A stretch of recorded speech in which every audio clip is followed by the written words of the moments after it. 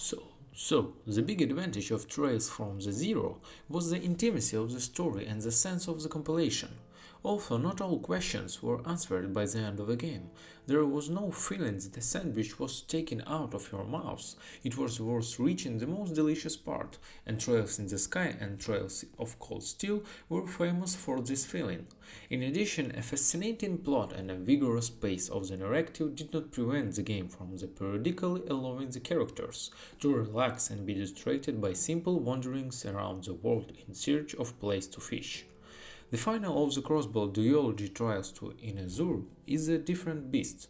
From the very first minute, Falcom chose to play at much more intense pace, forcing the players to clear up the remnants of the porridge braved by Zero antagonist. And with each story chapter, the growing tension is felt more and more, leaving less and less time for speed. By the middle of the game, it gets so that it's simply impossible to jump off this crazy train where an important event is followed by an even more important one, where you not only understand, but can share the moral position and motivation of individual antagonists. The mind simply does not have the time to recover from frantic rhythm and strange of the loneliness.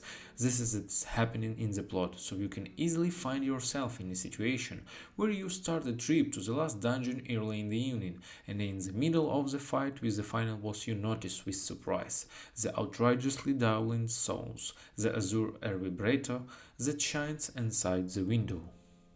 And if Zero was more like a game in itself, then Azure is very tightly connected with the first two parts of Cold Steel, the action of which unfolds simultaneously with Crossbell's dialogy.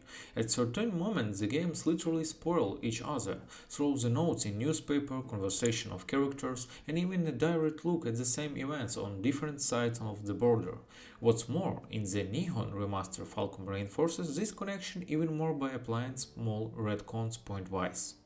Slightly corrected the mention of the special class to the Academy Tours, added the cameo appearance by Tova Herschel, according Cold Steel being in the thick of things during the Crossbell Trade Conference, and in the Police Academy you can now meet Cadet Una Crawford, who is about a year will be under the supervision of aspiring instructor Schwarzer.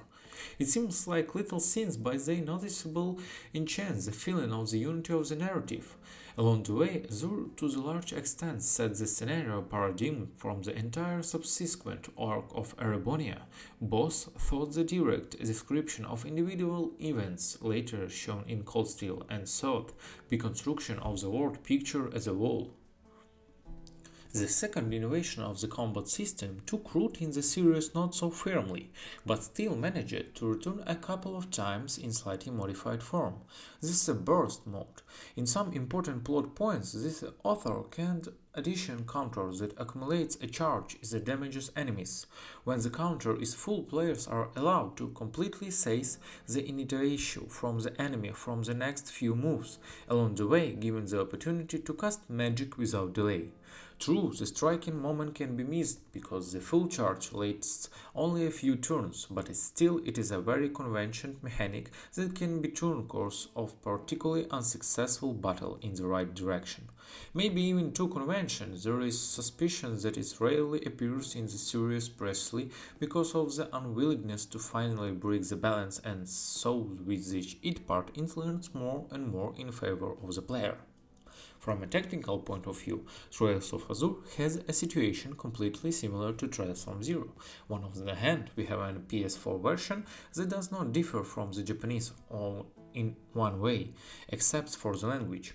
On the other hand, the improved version from Durante for PC and Nintendo Switch and all the innovations that saw in Zero appeared here, so players are waiting for improved upscaling of textures and support for ultra-wide screens and new weighted shaders and dynamic shadows in dungeons and music in this sense.